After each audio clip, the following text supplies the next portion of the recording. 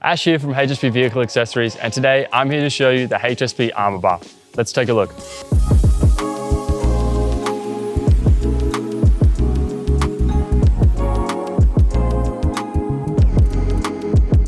Now the Armour Bar is available in two variations. The first is to suit our electric roll-R cover series 3.5, and the second is to go direct to tub. Now this is only available for a few vehicles, but for most popular dual cabs it is.